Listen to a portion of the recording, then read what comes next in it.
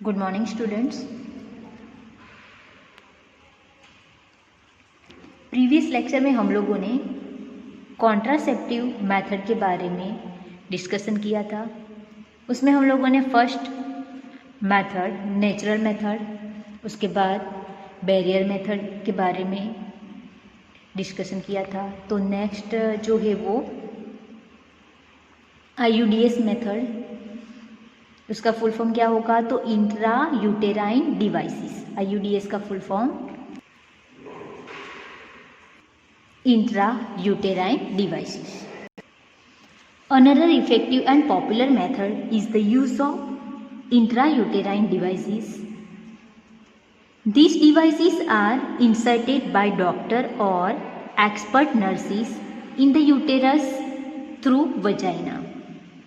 These intrauterine devices are presently available as the non-medicated IUDs like lips loops. तो यहाँ पे first जो IUDs है वो कौन सा है? तो non medicated IUDs like Lippes loops. उसके बाद copper releasing IUDs, copper T, copper 7, Multiload 375। फिर से देखते हैं यहाँ पे ये डिवाइसेस के टाइप्स है। फर्स्ट वन जो है वो non medicated IUDs like Lippes loops. उसके बाद copper releasing IUDs, copper T, copper 7, Multiload 375। And third type जो है यहाँ पे वो the hormone releasing IUDs like Progestasert and LNG20। तो स्टूडेंट यहाँ पे ये IUDs जो है इंट्रायूटेराइन डिवाइसेस उसके टाइप से फर्स्ट हम लोगों ने देखा वो कौन सा था? तो non medicated IUDs like Lippes loops, copper releasing IUDs, copper T, copper 7, Multiload 375 and hormone releasing IUDs like Progestasert and LNG20। IUDs increase phagocytes of sperm within the uterus and the copper ion releasing suppress sperm motility and the fertilizing capacity of sperm। यहाँ पे ये जो IUDs है उसका function क्या है? तो phagocytes of the sperm within the uterus means sperm cell जो यूटेरस में एंटर होते हैं उसको किल कर देते हैं एंड कॉपर आयन रिलीज करते हैं। एंड कॉपर आयन रिलीज करने से सप्रेशन स्पर्म जो है उसकी मोटिलिटी एंड फर्टिलाइजेशन कैपेसिटी जो है वो लॉस हो जाएंगी। The hormone releasing IUDs in addition make the uterus unsuitable for implantation and the cervix hostile to the sperm। यहाँ पे ये जो हार्मोन रिलीजिंग IUDs है उसका फंक्शन क्या है? तो यूटेरस जो है उसको अनसूटेबल बनाते हैं। किसके लिए? तो इम्प्लांटेशन के लिए। मीन्स यहाँ पे हार्मोन रिलीज होने से यूटेरस में इम्प्लांटेशन प्रोसेस स्टॉप हो जाएगी and the cervix hostile to the sperm. IUDs are ideal contraceptive for the female who want to daily pregnancy and or space children। IUDs जो है वो यहाँ पे ये आइडियल कॉन्ट्रासेप्टिव है फीमेल के लिए, जिससे क्या होगा? तो प्रेगनेंसी डिले हो जाएगी एंड चिल्ड्रन में स्पेस भी ला सकते हैं IUDs through. It is one of the most widely accepted method of contraception in India। ये जो मेथड है वो इंडिया में most widely accepted contraception method है। Oral administration of small doses of either progestogens and progestogen estrogen combination is another contraceptive method use by the female. तो यहाँ पे IUDs जो है वो कंप्लीट हुआ। फर्स्ट हम लोगों ने देखा था नेचुरल मेथड, उसके बाद barrier method, then IUDs and fourth one जो है वो केमिकल मेथड। तो यहाँ पे oral administration of small doses of either progestogens और estrogen combination is another contraceptive method use by the female. They are used in the form of tablet and hence are popularly called the pills। ये जो oral pills है वो one kind of tablet है। Pills have to be taken daily for a period of 21 days starting preferably with in the first 5 days of menstrual cycle। ये जो pills है उसको कब लिया जाता है, तो menstrual cycle जब स्टार्ट होता है उसके 1 to 21 days तक कंटिन्यू लिया जाता है। After a gap of 7 days during which menstruation occurs, it has to be repeated in the same pattern till the female desire to prevent consumption. They inhibit ovulation and implantation as well as alter the quality of cervical mucus to prevent retard entry of sperm। तो ये जो pills है उसका function क्या होगा, तो ये ovulation को इनहिबिट कर देगा, स्टॉप कर देगा, मीन्स ओव्यूलेशन प्रोसेस नहीं होगी एंड इम्प्लांटेशन प्रोसेस भी नहीं होगी। उसके साथ क्वालिटी ऑफ सर्विकल म्यूकस जो है वो रिटार्ड हो जाएगी, मीन्स सर्विकल पार्ट में जो म्यूकस सीक्रेट होता है वो स्टॉप हो जाएगा। अगर म्यूकस सीक्रेट ही नहीं होगा तो स्पर्म जो है वो यूटेरस में से फैलोपियन ट्यूब तक जा ही नहीं सकेंगे। Pills are very effective with lesser side effect and are well accepted by the female.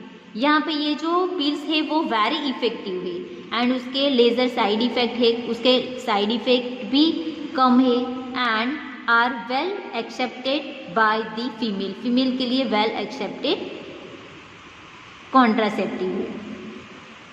सहेली the new oral contraceptive for the female contains a non steroidal preparation. यहाँ पे ये सहेली जो है वो पिल्स का नेम है, वो ब्रांड है उसकी। तो ये न्यू ओरल कॉन्ट्रासेप्टिव है एंड नॉन स्टेरॉइडल भी है। ये जो सहेली जो है वो नॉन स्टेरॉइडल भी है।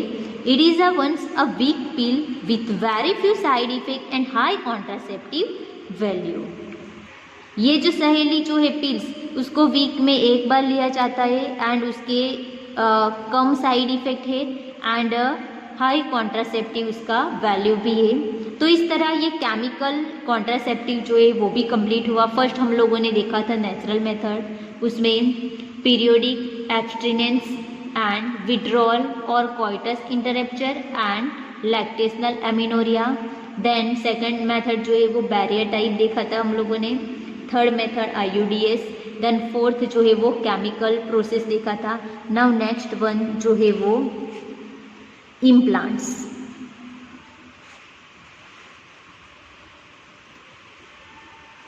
Progestogens alone or in combination with estrogen can also be used by female as a injection or implants under the skin।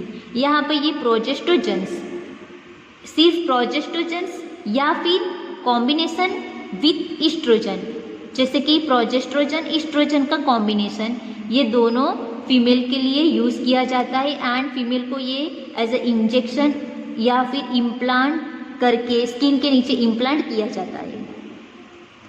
There mode of action is similar to the of pills and their effective periodic are much longer.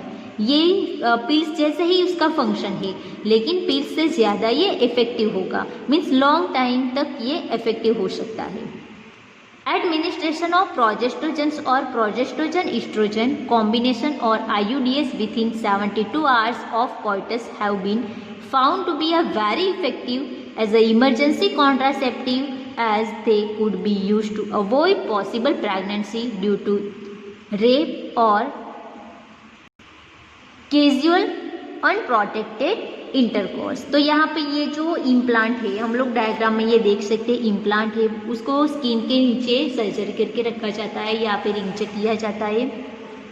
तो ये जो IUDS है, progesterone oestrogen दोनों का combination या फिर IUDS, वो 72 hours, coitus के 72 आवर्स जो है उसके पहले लिया जाता है एंड ये वेरी इफेक्टिव है एंड इमरजेंसी के टाइम पे ये वेरी यूज़फुल होता है, जैसे कि अवॉइड पॉसिबल प्रेगनेंसी एंड कुछ रेप केस में भी ये यूज़ किया जाता है and casual in protected intercourse जो है उसके लिए भी ये यूज़ किया जाता है। तो यहाँ पे ये इम्प्लांट्स जो मेथड है वो भी कंप्लीट हुई। नाउ नेक्स्ट जो है वो surgical method. Surgical method also called sterilisation, surgical method जो है उसको स्टरिलाइजेशन प्रोसेस भी बोल सकते हैं. And sterilisation are generally advise for the male और female partner as a terminal method of prevent. तो ये जो सर्जिकल मेथड है वो मेल के लिए एंड फीमेल के लिए, दोनों पार्टनर के लिए यूज़ किया जाता है.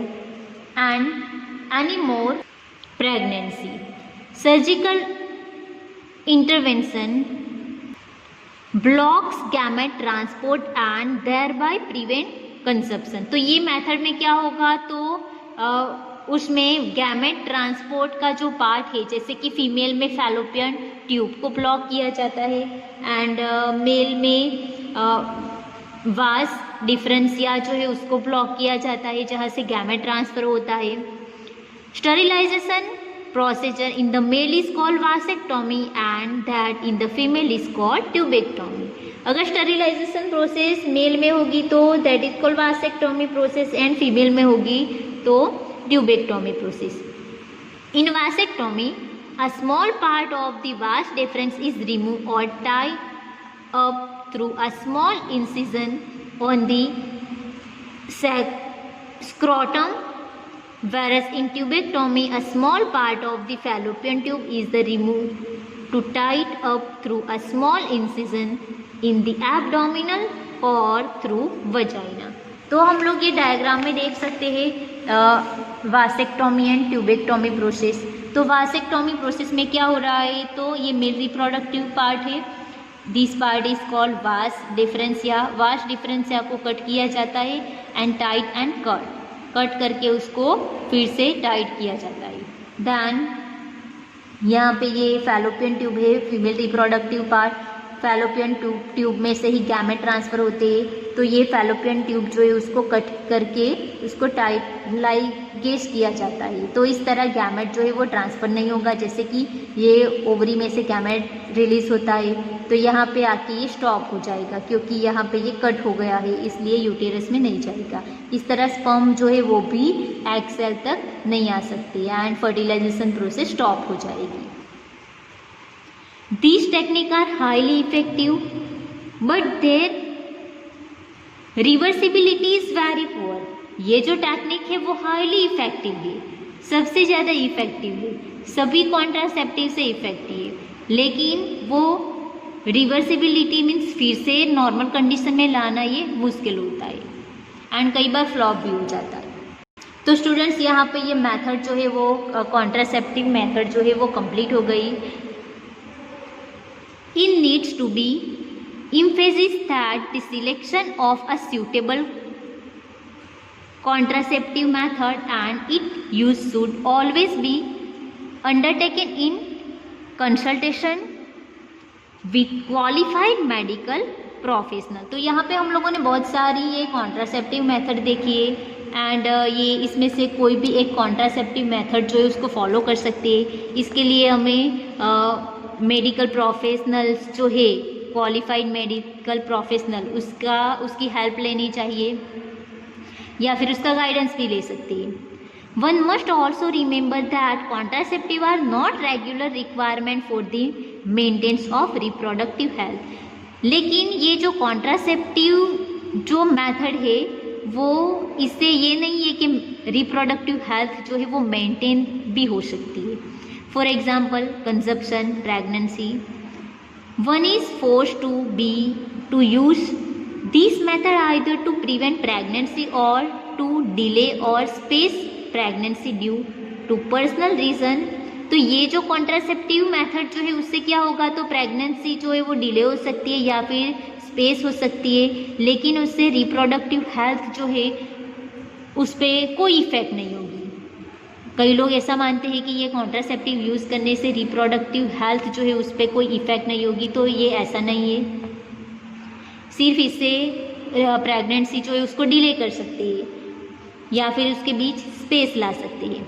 No doubt the widespread use of this method have a significant role in checking uncontrolled growth of population. तो ये भी डाउट नहीं है कि इससे कई सारे इससे पॉपुलेशन ग्रोथ जो है वो भी कंट्रोल में आ सकता है. However, the possible ill effect like nausea, abdominal pain, breakthrough bleeding, irregular menstrual bleeding, or even breast cancer, though not very significant, should not be totally ignored. तो ऐसा नहीं है कि ये कॉन्ट्रासेप्टिव यूज़ करने से ये सभी डिजीज़ होगी ही। ये जो यहाँ पे सिम्टॉम्स दिए गए हैं, ये सिम्टॉम्स नहीं दिखते। जनरली ये सभी सिम्टॉम्स जो है वो कम दिखते, लेकिन इसको टोटली इग्नोर नहीं कर सकते, क्योंकि कई बार ये सिम्टॉम्स हो भी सकते। ऐसा नहीं है कि ये कॉन्ट्रासेप्टिव यूज़ करने से ये सिम्टॉम्स टोटली रिमूव हो जाएंगे। ये जो सिम्टॉम्स है जैसे कि nausea, abdominal pain, irregular menstrual cycle, ये सभी जो ब्रेस्ट कैंसर ये सब है, वो टोटली इसको इग्नोर नहीं कर सकते, क्योंकि कई बार ये सिम्टॉम्स हो भी सकते हैं।